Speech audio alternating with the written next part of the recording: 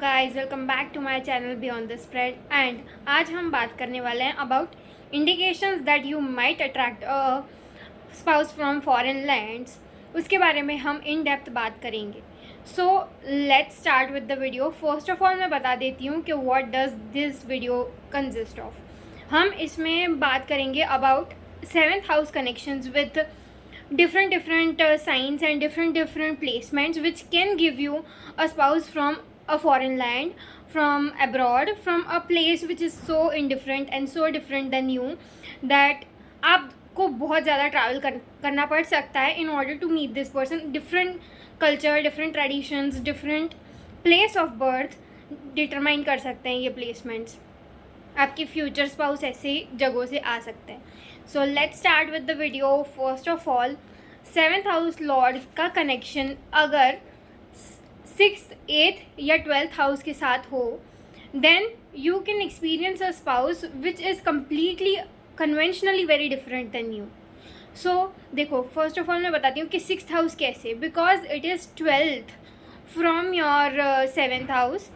That's why it shows that आपके partner जो है ना वो बहुत ही ज़्यादा डिफरेंट है, बहुत ही ज़्यादा अलग कल्चर से बिलोंग करते हैं और आप है ना उनसे बहुत ही अलग वे से हो, मतलब दूसरी ही एरिया से आए हो आप। फॉर एग्ज़ाम्पल, उनके लिए आप बहुत ही नया कल्चर हो आपके साथ रहना, आपका फैमिली बहुत ही डिफरेंट है। आप उनके लिए this is something where they have to adjust and धीरे धीरे उनको फाएगा, ऐसी इंडिकेशन होती है ये। एंड ऑल्सो आपके पार्टनर है ना, क्या है कि इस सारे एरियाज़ में आपको बहुत ही ज़्यादा सेटलमेंट लगती है। इसकी वजह से ना ये बहुत ही हैवी लाइक रिप्रेजेंटेशन है कि भाई यहाँ पे अगर ऐसा हुआ ना तो आपको बाहर के ही पार्टनर मिलेंगे। If it is in the 8th house then 8th house is a house of mystery, it is a house of Patal Lok. तो पाताल लोक है ना, तो it is so unknown, it is a place where nobody can reach, that is a level where it is so hard to reach that level. वो बहुत ही beneath है, बहुत ही under है। सो इसके वजह से क्या है कि इसकी एक मिस्ट्री कनेक्शन हो गई आपके 7th हाउस का 8th हाउस में होने के वजह से। एक बहुत ही मिस्टीरियस पर्सन आपको मिल सकते हैं somewhere where you don't expect. Unconventionally है ये चीज़ें, हो ही नहीं सकती, but somehow God has made this person for you, that's why you are experiencing a relationship with this person. तो इसके वजह से 8th हाउस भी मैटर करता है। And classic position 7th house lord in 12th house. ये तो अभी क्या ही बताना इसके बारे में। This is literally a placement where you can experience a person from a foreign land, because 12th house बहुत ही ज़्यादा दूर लैंड, बहुत ही ज़्यादा डिफरेंट प्लेसेस, बहुत ही ज़्यादा फॉरेन लैंड्स दिखाता है, because it is also having this connection with water veg. Pisces का बहुत ही स्ट्रॉन्ग कनेक्शन है विद वाटर। इसकी वजह से है ना क्या शो करता है कि you are travelling like beyond waters to meet this person, to be with this person. तो इसकी वजह से ये भी एक फॉरेन स्पाउस देने के काबिल है। Now other position is Rahu in the 7th house. ये भी एक बहुत ही ज़्यादा क्लासिक पोजीशन है to have in your 7th house. तो क्या है कि इससे भी बहुत ही ज़्यादा अनकन्वेंशनल पार्टनर मिल सकते हैं। Chances of love marriage, chances of a person who is from a different culture, different tradition, different place all together. ये है ना, अलग लोगों के चार्ट में अलग चीज़ें होती है। तो आई वुड से कि है ना, सिर्फ 7th हाउस में राहु होने से नहीं मिलते आउट ऑफ कंट्री के स्पाउस, उसके लिए दूसरी भी इंडिकेशंस चाहिए। तो इसमें से दूसरी चीज़ें मैच होने लगे देन यू कैन कंसीडर, क्योंकि है ना इसमें से 2-3 प्लेसमेंट्स तो आपकी होनी ही चाहिए, एटलीस्ट होनी चाहिए, जिससे क्या है कि आपको फॉरेन स्पाउस मिले। फिर ही हम बोल सकते हैं कि हाँ मिल सकता है। अगर एक है तो ऐसा नहीं है, तो थोड़े से दूर रहते हो, ऐसा कुछ भी होता है। So it's not completely determinable unless आपके ना बहुत हैवी ये सारे प्लेसमेंट्स आपको मिल जाए। मैं जो भी बता रही हूँ उसमें से 3-4 मैट हो जाए ना, then you can definitely tell कि आपके future spouse is from abroad. तो राहु का तो पता ही है, वो बहुत ही अनकन्वेंशनल प्लैनेट है।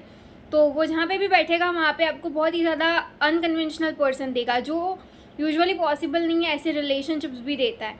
So that is a possibility with this position. Now 7th house lord in Rahu's नक्षत्र। अगर कोई भी राहु के नक्षत्र में आपका 7th हाउस लॉर्ड पड़ गया, it means that it will carry N air of foreign land. तो इससे क्या है, ये भी एक ऐसी पोजीशन है जो डिटरमाइन कर सकती है कि आपको है ना बाहर के इंसान के साथ रिलेशनशिप में फॉल करो आप, and then eventually it turns into marriage, because 7th house का लॉर्ड ही ऐसे राहु के नक्षत्र में है ना, तो ये डेफिनेटली शादी में कन्वर्ट होने की 100% चांसेस हैं. Now 7th house lord in Pisces, if you have your 7th house lord in Pisces, then of course we can say कि heavy influence है Pisces का. and Pisces again it is a water sign. 12th house भी एक water ही है, तो 12th house eventually कालपुरुष की कुंडली में वो Pisces ही होता है, and इसमें आपका 7th house lord जाके बैठ गया, so it will again show cross culture relationships कि क्या है कि आप है ना बहुत ही ज़्यादा बियॉन्ड, अबाव एंड बियॉन्ड जा रहे हो फॉर योर पर्सन. सो ये भी एक शो करता है कि आप है ना दूसरे कल्चर के साथ शादी करोगे, एंड दूसरे कल्चर दूसरी जगह के इंसान से शादी करोगे, बिकॉज स्पाइसीज है ना वो बहुत दूर का लैंड है. एक तो स्पाइसीज तो बहुत ही ज़्यादा स्ट्रॉन्ग साइन है कि इसमें है ना तो हो ही सकते हैं बहुत दूर के, and at the same time एक सेजिटेरियस एंड एक एक्वेरियस में भी same level of foreign spouse देने के चांसेस बनते हैं, but Pisces is among them strongest, सबसे ज़्यादा स्ट्रॉन्ग है ये placement. Now 7th house lord in 9th house, अगर आपका 7th house Lord 9th house में है, या फिर आपका 9th house Lord 9th house का जो लॉर्ड है वो 7th हाउस में आके बैठ गया है, या फिर 7th हाउस का लॉर्ड एंड 9th हाउस का लॉर्ड या तो कंजंक्ट है या तो एक दूसरे को एस्पेक्ट कर रहे हो, तो इसमें से कुछ भी हो सकता है. आपका अगर 7th house Lord 12th house में भी आ गया हो ना, 12th में मतलब चला गया हो, या तो फिर 12th हाउस का लॉर्ड 7th में आ गया हो, ये मैंने बहुत देखे हैं, तो इसमें तो है ना बाहर के पर्सन ही मिलते हैं. तो अगर ऐसा हो, या फिर है ना दोनों कंजंक्ट होके कहीं पे ऐसी प्लेस पे बैठ गए हो, 7th house lord and 12th house lord conjunct होके बैठ गए हो कहीं पे, then also high chances that you can get a foreign spouse. And yes, इतना ही था कि अस्पेक्ट भी करते हो ना, अगर 7th हाउस लॉर्ड और 12th house lord aspecting each other in a place, एकदम डायरेक्टली अस्पेक्ट कर रहे हो, तो भी चांसेस बढ़ जाते हैं to get a foreign spouse. Now talking about 7th house lord in 11th house. देखो 11th हाउस क्या है कि it is social media, it is like something where you can connect over like boundaries नहीं मतलब परेशान नहीं करती है, उसमें ना आती नहीं है. क्यों? क्योंकि है ना हम थ्रू इंटरनेट कनेक्ट कर रहे हैं, हम through friends, through social media, through any sort of app, through any sort of international connections, because it is more about connection 7th house Lord 11th में. तो क्या है कि डिफरेंट कल्चर का भी हो सकता है एंड डिफरेंट कंट्री का भी हो सकता है with this placement.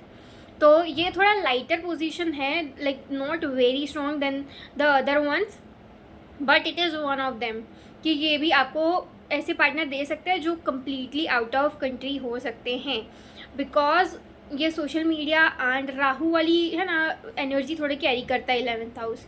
It has an air of Rahu in it, तो इसकी वजह से क्या है कि आउट ऑफ कंट्री के स्पाउस का भी होना बहुत ही बन सकता है chances. Now 7th house lord conjunct with Rahu anywhere, कहीं पे भी जाके राहु से कंजंक्ट हो जाए तो भी आप बोल सकते हैं कि आपके है ना फॉरेन के स्पाउस हो सकते हैं, बिकॉज राहु है ना जहाँ पे भी बैठता है वहाँ पे वो दूर ले जाता है, अनकन्वेंशनल चीज़ें करवाता है. तो ये एक तो क्या है कि क्या बोलते हैं, हाँ, एक तो क्रॉस कल्चर मतलब दूसरे ट्रेडिशंस में दूसरे इंटरकास्ट मैरिजेस भी करवाता है, एंड समहाउ बहुत ही ज़्यादा ट्रैवल करवा के कहीं पे और ही पहुँचा देता है Rahu. So one of them कुछ भी हो सकता है. दूसरी चीज़ें मैच हो जाए ना तो समझ लेना कि आप आउट ऑफ कंट्री भी जा सकते हो. Now Venus Rahu specially for the man, यहाँ पे अगर कोई मैन देख रहा है ना, तो अगर आपकी वीनस राहु का कंजंक्ट है ना, तो है ना आपकी ओवरसीज गर्लफ्रेंड या फिर लाइक एक रिलेशनशिप बहुत ही सब्सटेंशियल रहेगी, and then you will marry this person. आपकी टाइप भी ऐसी होगी जो थोड़ी सी लाइक डिफरेंट होगी, थोड़ी सी अनकन्वेंशनल होगी. सो इसकी वजह से क्या है कि दूर रह रहा है वो पर्सन आपसे बहुत ही ज़्यादा, क्योंकि राहु आता है. तो मैंने अगेन बोला ना कि राहु आने से ही एक ये चीज़ बन जाती है कि जहाँ पे भी राहु आ जाता है वहाँ पे अपनी वो लाइक दिखाई देता है अपनी tendencies which is to go beyond borders. तो इसके वजह से भी फ्यूचर स्पाउस होता है बाहर का इस पोजीशन के साथ. फिर अगर आपका मून या फिर आपका Venus is in the 12th house, तो आपकी क्या है कि एक तो मून है ना, तो समहाउ ये थोड़ा सा देता है। एक तो वीनस भी, अगर मून एंड वीनस अगर 11th हाउस में भी हो ना, then also it is possible. And अगर अकेले मैं बोल रही हूँ, ठीक है, साथ में कंजंक्शन की तो बात ही नहीं कर रही हूँ, I am just talking about कि अकेले भी हो ना, अगर कंजंक्शन में है तो और बढ़िया, तो और चांसेस बढ़ जाते हैं।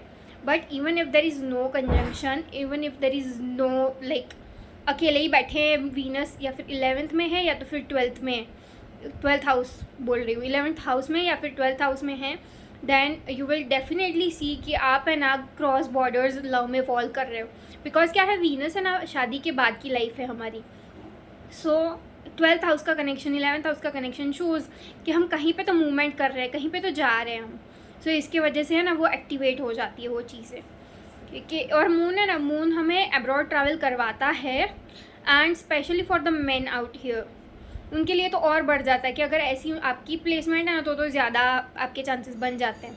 और मून मैंने देखा है 11th हाउस में, मैंने इतने चार्ट्स देखे हैं, तो अगर 11th हाउस में मून होता है या तो 12th हाउस में मून होता है, वो लोग बाहर ही सेटल डाउन करते हैं अपने पार्टनर के साथ। ये एक बहुत ही बेसिक चीज़ है, ये मैंने बहुत देखा है, ये पॉसिबल लाइक फर्स्ट चीज़ मैं देखती हूँ when ever I see someone abroad. ये तो होता ही है उनके अंदर, चार्ट के अंदर।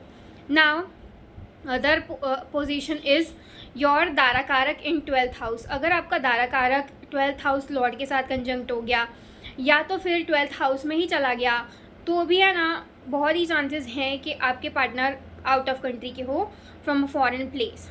नाउ योर ऊपर लग्न rising in the 12th house, या फिर आपके ऊपर लग्न जो भी जहाँ पे भी बन रहा है वहाँ पे राहु बैठा ही हो साथ में, तो भी आपके फॉरेन स्पाउस बहुत ही इंट्रा कल्चर और बहुत ही ज़्यादा डिफरेंट, बहुत ही ज़्यादा अलग ही इंसान आपको मिल सकते हैं, जो बहुत ही आउट ऑफ कल्चर हो आपके, बहुत ही फॉरेन हो आपके लिए। बिकॉज ये ऊपर लगना तो भाई बहुत ही स्ट्रॉन्गेस्ट पॉसिबिलिटी है, ये एक बहुत ही अच्छी पोजीशन है बाहर के स्पाउस देने की, कि फॉरेन का आपका स्पाउस हो सकता है with this position.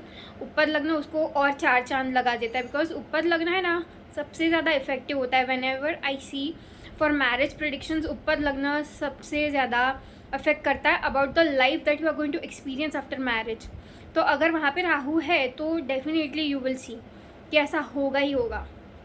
Now other thing is कि अगर आपका 7th हाउस का लॉर्ड कंजंक्ट हो जाए एक्वेरियस, सेजिटेरियस, पाइसिस में, इसमें से कहीं पे भी हो जाए, कहीं पे भी कंजंक्ट मतलब बैठा हो, कहीं पे भी प्लेस हो, ये 3 राशियों में से कहीं पे भी, बिकॉज ये 3 राशि है ना, मैंने बोला ना कि बहुत पावर होल्ड करती है to give you someone who is very different than you.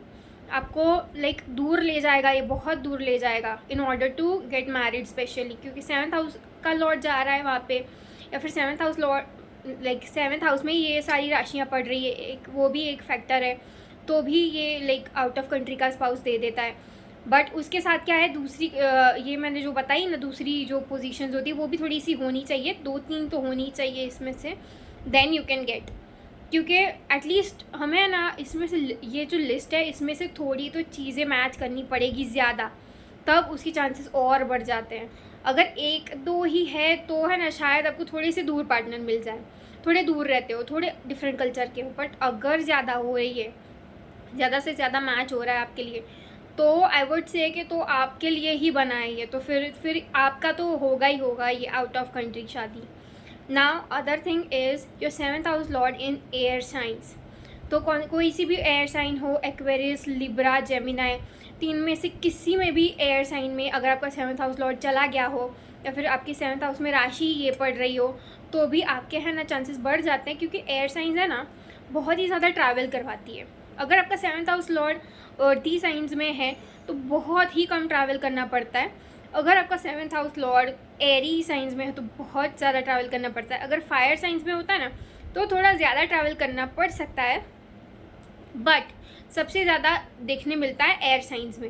Air science में सबसे हाईएस्ट ट्रैवल करवाता है आपको, और ये आप नवमांश में भी चेक कर सकते हो कि अगर आपके नवमांश में 7th हाउस का लॉर्ड है ना, कोई एरी साइन में चला गया ना, तो भी आपको आउट ऑफ कंट्री स्पाउस मिल सकता है, and somehow you have to go abroad after marriage. तो ऐसे चांसेस भी बनते हैं। तो नवमांश में भी चेक कर लेना ये वाली स्पेसिफिक पोजीशन जो मैंने बताई, ये बहुत ही अच्छी है, बिकॉज यू नो नवमांश से ज़्यादा ऐसे बोलते हैं ना कि थप्पा लग जाएगा कि yes this is going to happen for sure for you. Now आपका 9th हाउस स्ट्रॉन्ग कनेक्शन होना चाहिए and 12th house strong connection होना चाहिए। तो जैसे मैंने बोला कि एस्पेक्ट्स होने चाहिए। अगर 9th हाउस से कनेक्शन बन के हो जाए ना, 7th हाउस लॉर्ड का 9th हाउस से कनेक्शन कोई भी स्ट्रॉन्ग वाला तो भी हो सकता है, और 12th हाउस के साथ आपके 7th हाउस लॉर्ड का स्ट्रॉन्ग कंजंक्शन, एस्पेक्ट या तो फिर प्लेसमेंट, इसमें से कुछ भी हो जाए, then also you can experience a cross border relationship जो शादी में कन्वर्ट हो सकती है। So that's it for today. बाद में मैं दूसरे टॉपिक्स पे भी वीडियो बनाऊंगी and also please suggest me some topics. I am short of topics right now, I really need to make other topics also. So please suggest करना मुझे, मैं शायद है ना अभी नेक्स्ट टॉपिक क्या बनाऊँ about wealth creation and through planets के थ्रू मैं बताऊँगी कि वेल्थ क्रिएशन क्या है, लाइक स्पेसिफिक चार्ट्स रिलेटेड। तो नेक्स्ट वीडियो शायद वही आएगी मेरी, बट आप मुझे अपने सजेशंस भी प्लीज़ दो so I can work on that too. And thank you guys for watching my video and also do like, do subscribe and do comment if you really love my video. And अगर आपको personal readings लेनी हो then you can mail me, the mail address would be in the description. So thank you, bye, see you around.